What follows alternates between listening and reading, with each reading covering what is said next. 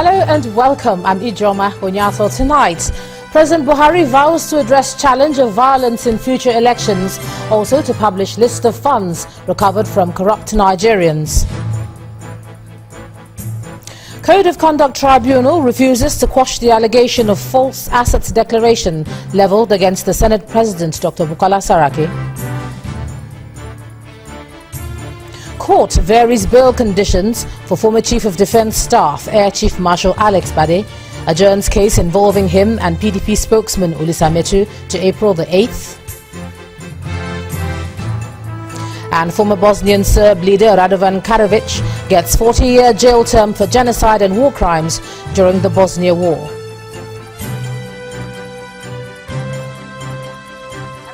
News tonight, economic analyst advises the Central Bank of Nigeria to align its monetary policy with the 2016 budget.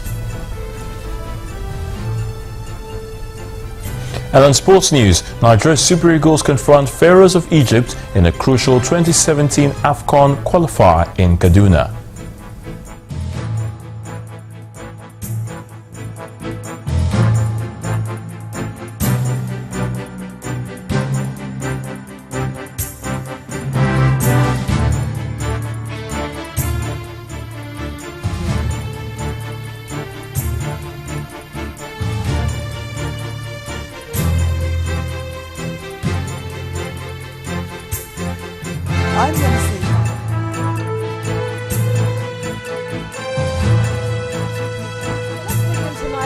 Revelations from the presidency on contracts allegedly awarded by the Office of the National Security Advisor from 2011 to 2015.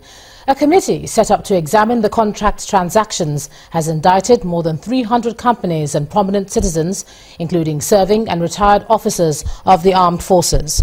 According to the report, over 7 billion naira has so far been recovered from the companies and individuals by the EFCC.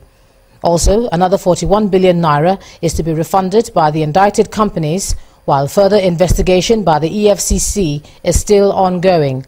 The committee has further established that one of the indicted companies was overpaid to the tune of 7.9 million euros and $7.09 million.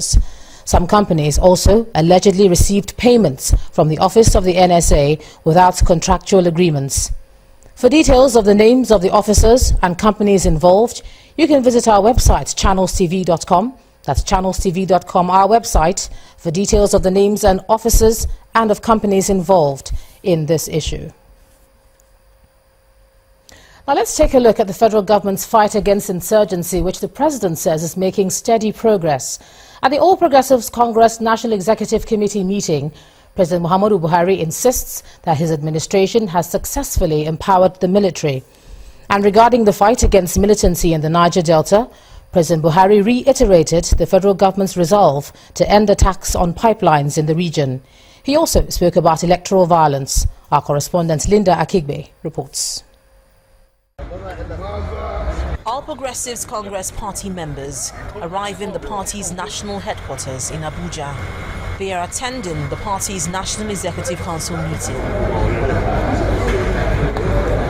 President Buhari, with Vice President Yemi Osinbajo, the APC chairman, Chief John Oyegu, make their entrance into the venue proper, signaling the commencement of the NEC meeting. This is the party's second NEC meeting since President Buhari came into power. It's an opportunity for President Buhari to intimate party members of some of the activities of his administration in the last few months. He says his administration is making progress in the war against insurgency in the country. However, he's concerned about the activities of Niger Delta militants.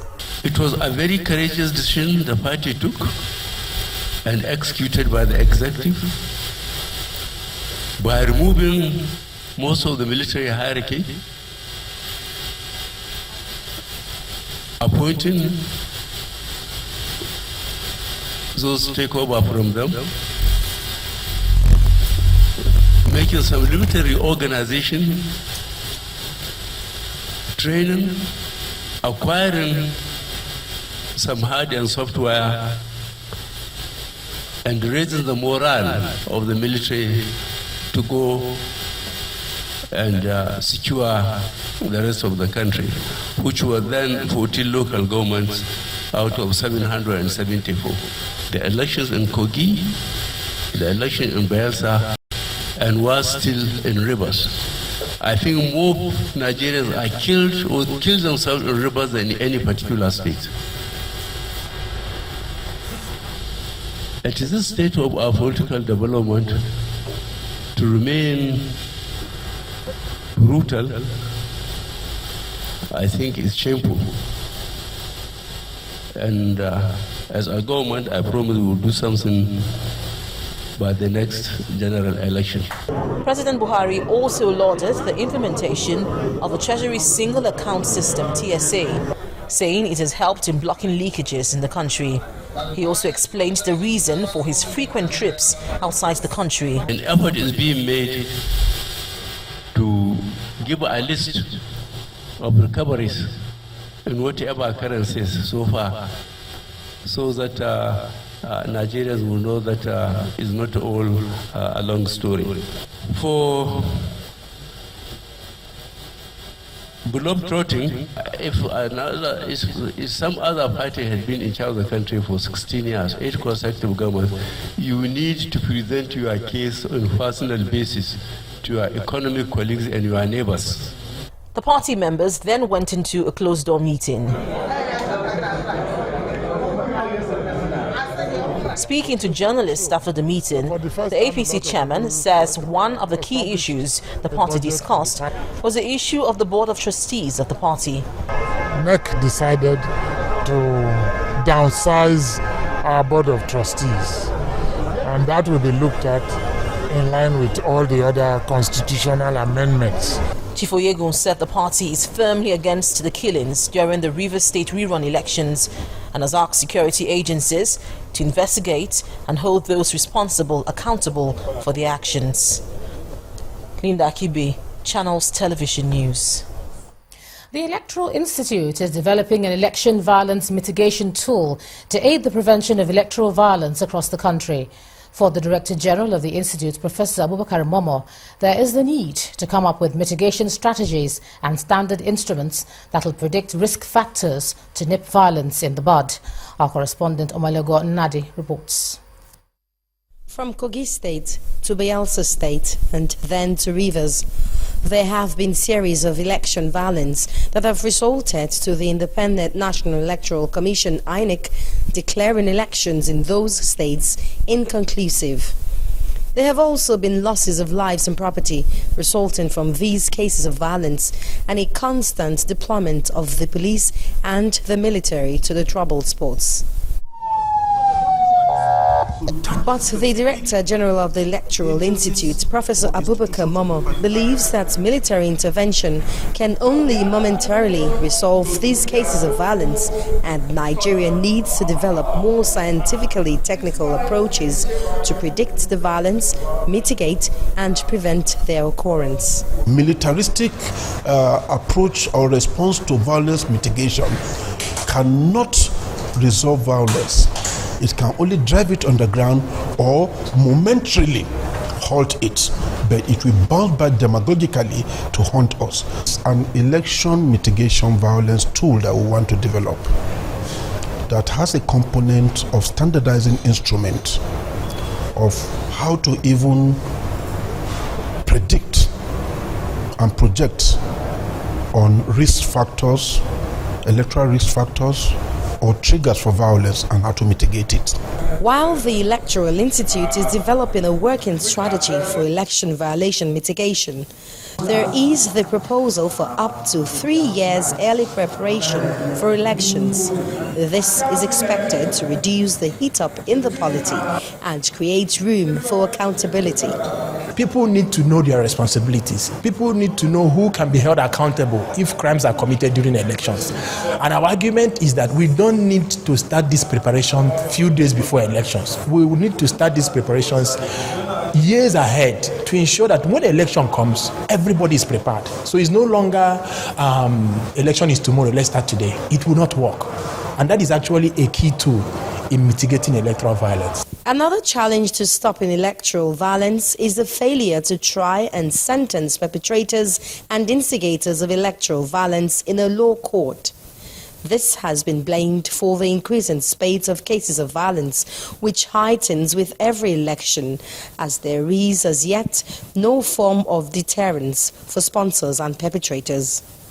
Omelogo, Nadi Channels Television News.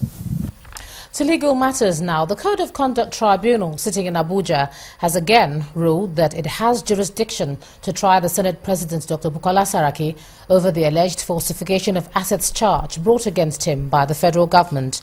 The tribunal dismissed the accused application on the ground that the federal government and other government agencies are constitutionally empowered to try criminal cases anytime they are uncovered.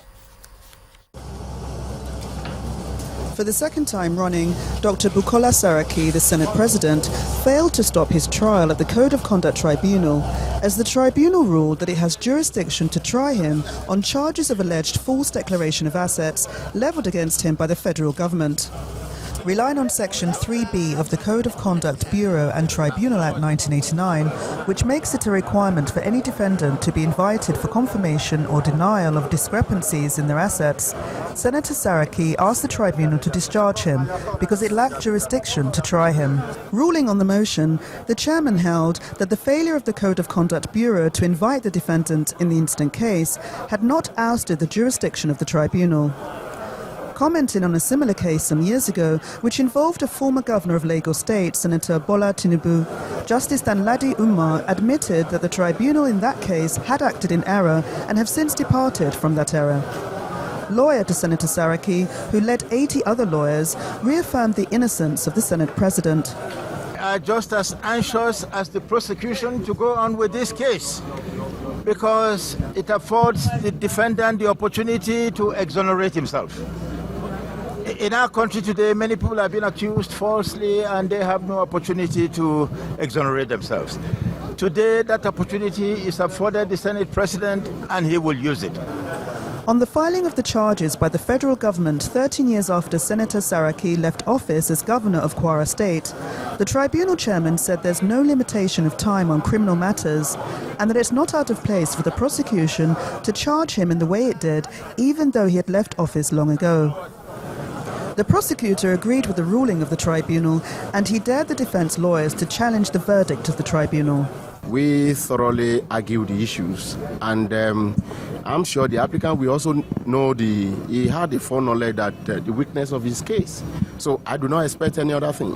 So it's a good development. Is the point we have been making, that you cannot be relying on what the 1979 Constitution says, and then you want it to override the 1999 Constitution. It can never be done. Let them take it anywhere. We'll be ready for them. Subject to a further application challenging the jurisdiction of the tribunal to hear the charges against him, the Senate President Dr. Bukola Saraki is expected to return to the Code of Conduct Tribunal on the 5th of April to defend himself against the allegations of false declaration of assets. In part two, after the break, a perspective on the 2016 budget. An economist, Mr. Oladotun Mabinuri, joins us in the studio. That's in a moment. Please join us again.